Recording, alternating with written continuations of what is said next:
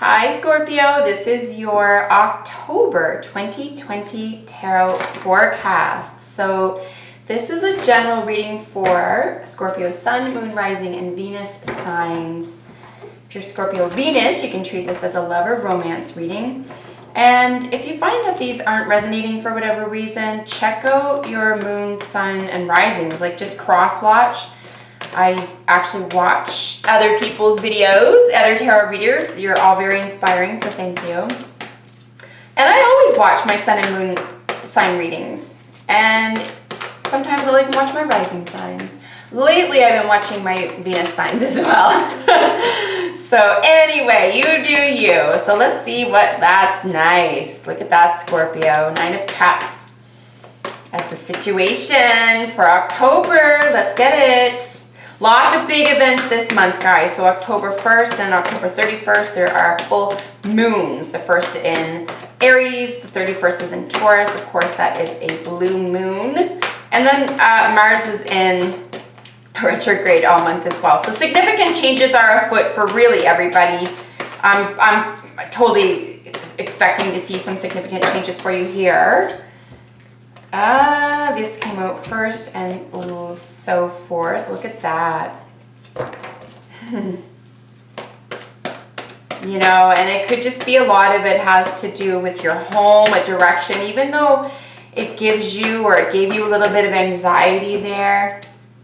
Well, it just doesn't anymore. Look at this. What a time to be a Scorpio. Wow. Guys, this is beautiful. I just want to make a note for myself. Because, yeah, this is really, really beautiful so far. Let's get out your final 4 cards for you.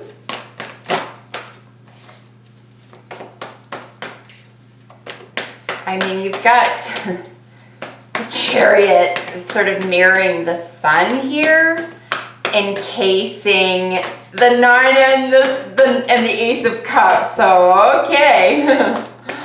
I just see a sheer success and an overt victory, particularly in the first 2 weeks of the month here. I would pay attention to how you're feeling, what you're feeling. Try not to get trapped in the past or let the past bring you down, or even just like a small disappointment here. It looks like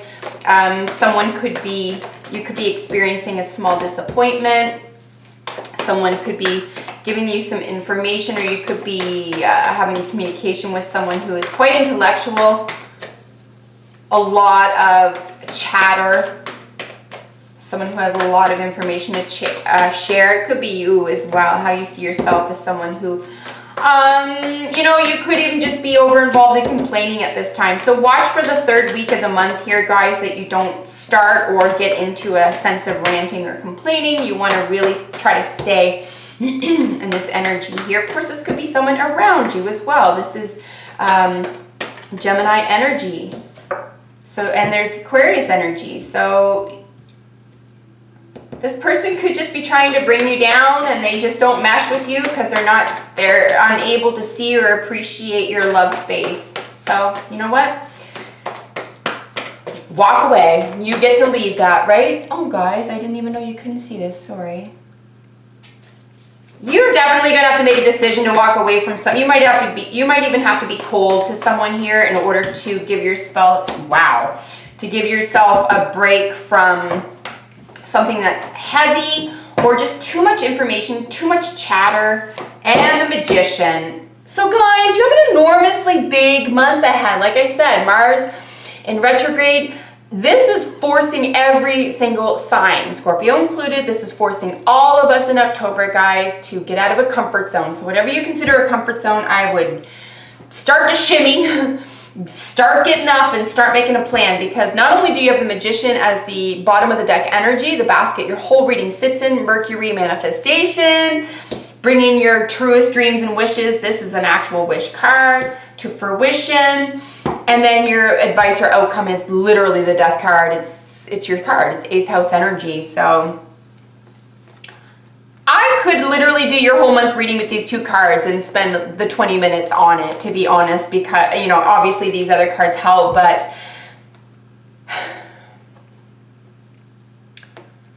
What do you really want? I wouldn't even bother asking why at this point. I don't even think it matters. What do you really want? I'm suggesting it's this. I'm suggesting that it's your fondest wishes of, you know, feeling love, being love, sharing love. You know, love as prosperity as well, like loving prosperity. It grows on itself. It accumulates.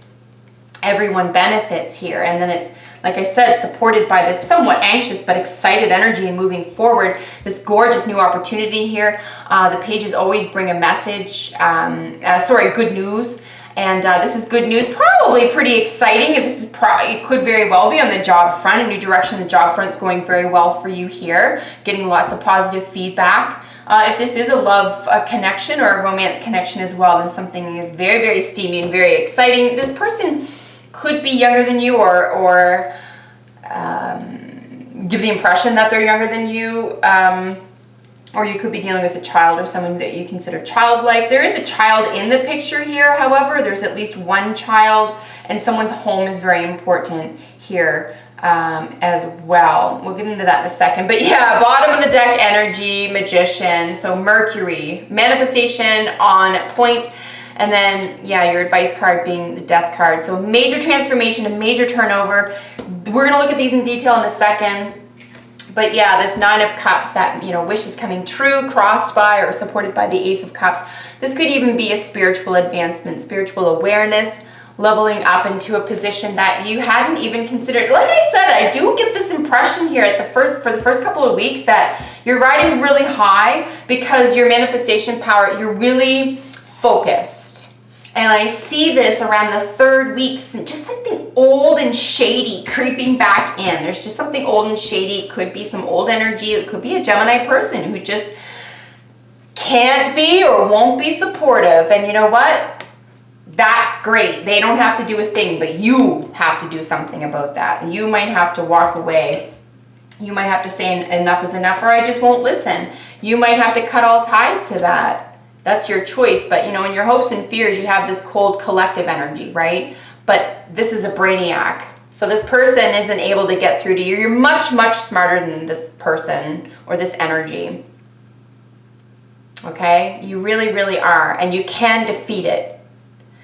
But you're going to have to use your intellect to do it. Okay? You might even have to hire a lawyer. I'm just saying, you might have to hire a lawyer. There might have to be some sort of clinical or evidential or legal, I don't know, right? That's a pretty intense, this is, we're dealing with swords energy, right? So it's intense, it's cold. We're dealing with 11th house here. Kind of, I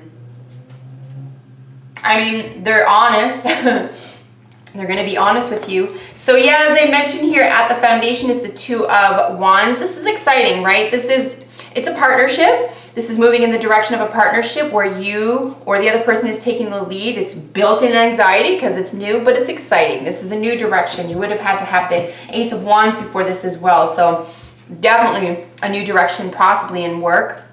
I would even say probably in work, but possibly in love. And like I said with the page here, really exciting, very, very good news. I would say accomplishments, accolades, feeling popular.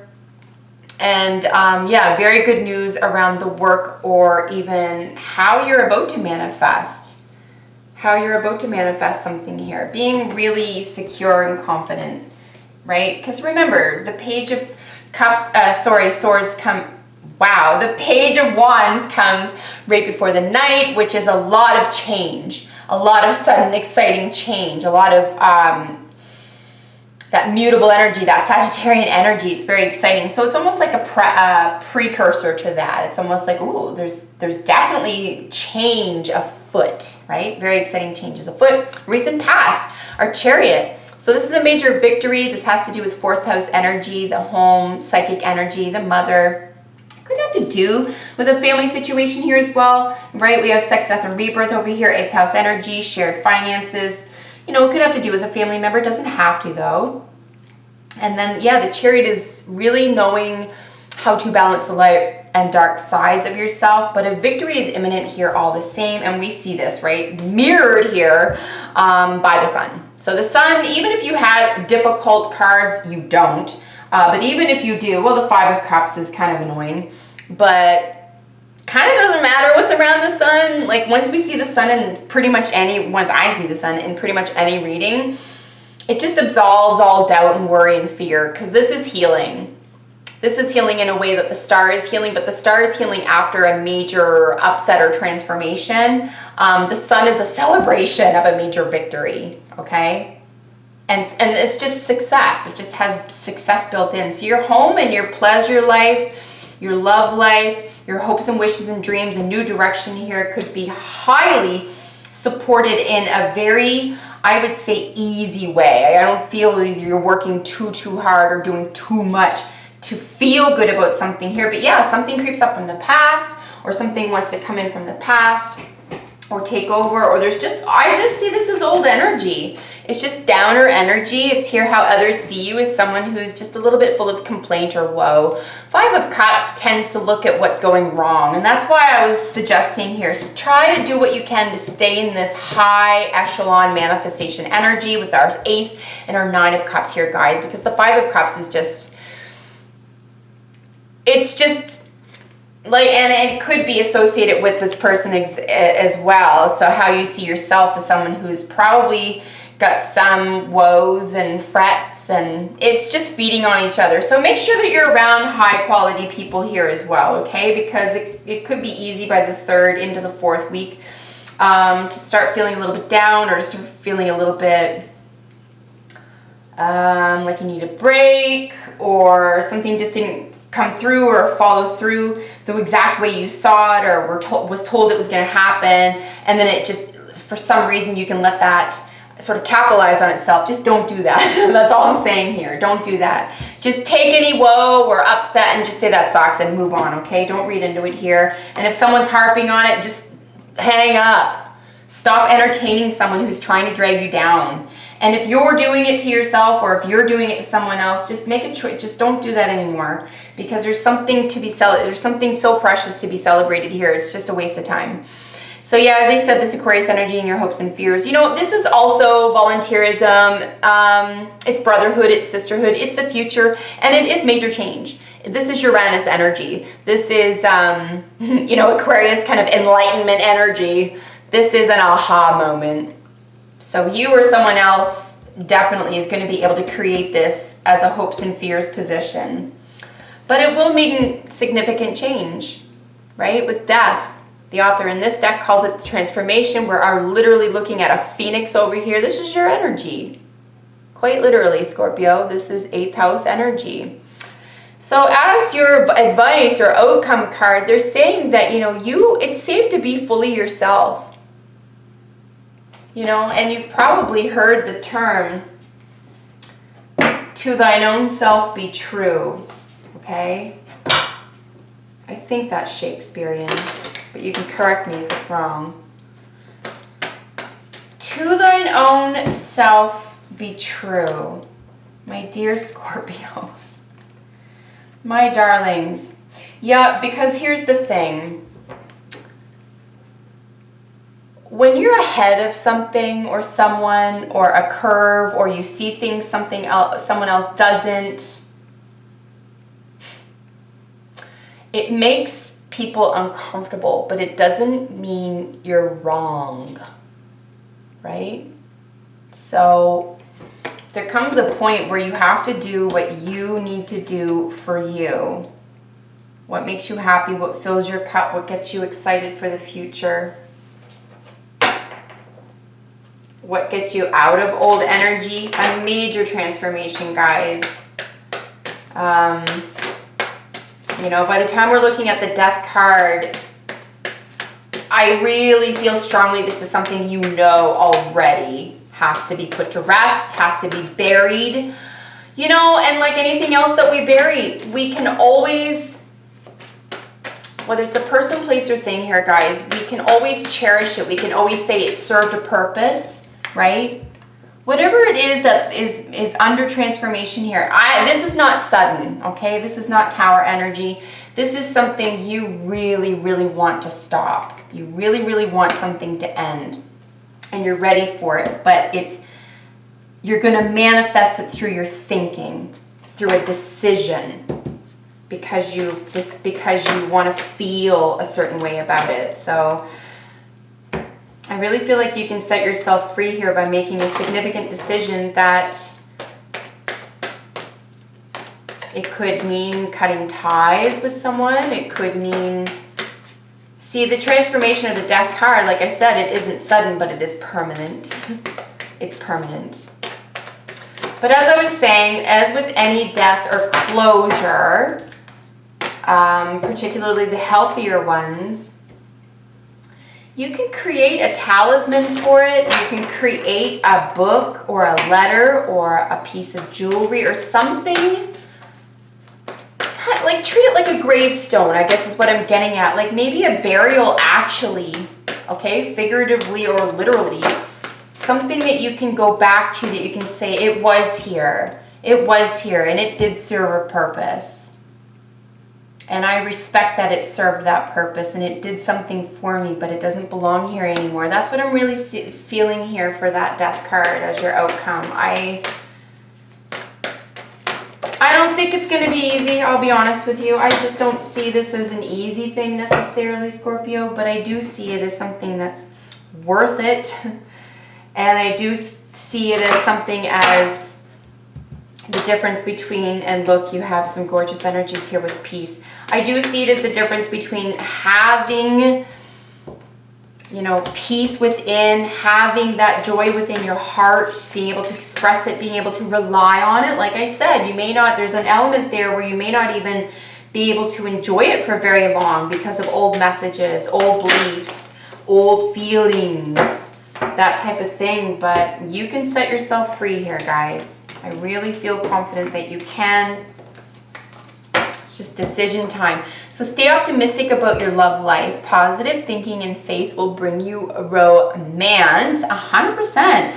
And, you know, just positive thinking in general. If you even want to Google these cards, the Ace and the Nine of Cups, it's just stunning. You really want to stay in this energy, particularly with the bottom of the deck being the Magician. I mean, manifestation, whether it's this or that, so you might as well manifest the best. So stay optimistic, positive thinking, guys, just all around. We have signs and music. Music is very important. It could be something you're sharing to relate your feelings with other people this time. You could have signs through music. You could be getting messages through music. You could be creating music. And you could be, you know, what's it called? When you're subliminally connecting to signs and, say, you know, universal omens by being aware or highly acutely aware of the music that you're listening to. And there could even be an answer to a question in music this month as well. So we have two out of the wisdom of the oracle. We have Yang and Peace. So yeah, making a move. Yang is masculine energy. Make a move here, guys, right? Make a move. We have the Chariot. We have the Chariot in your recent past. You're going to be successful here around a major move. But this is action, right? Masculine energy, action, taking action.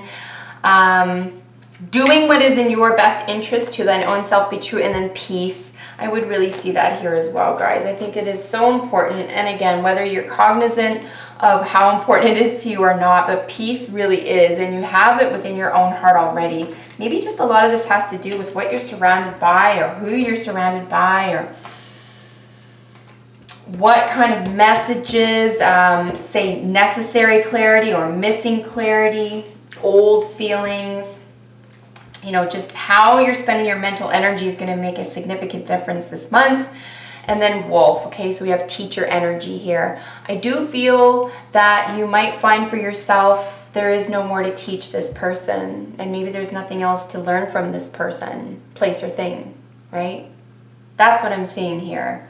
You will find, you'll know.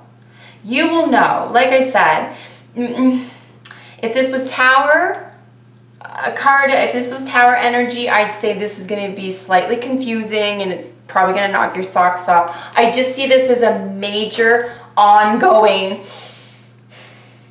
well thought out, well processed, probably even sensible in terms of what you really need in your own heart, end to something. So yeah, find peace with that. Something that you were being taught or was a teacher or that you were the student of, I think that time might be over. It's time to move on there, guys. It's time for a new teacher and possibly even to be someone else's new student. So stay in your high power, stay in your, highest power here, your manifestation power. Really watch that difficult communication. I feel bad about something was disappointing. Don't feed that energy here in the third week of the month. Don't let someone bring you down. They have their own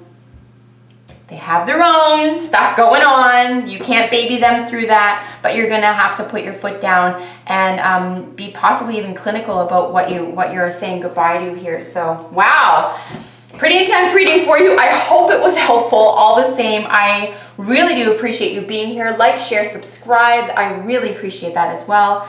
And comment if you have a minute. I love hearing from you. Until we meet in the next video, Scorpio, bye for now, guys.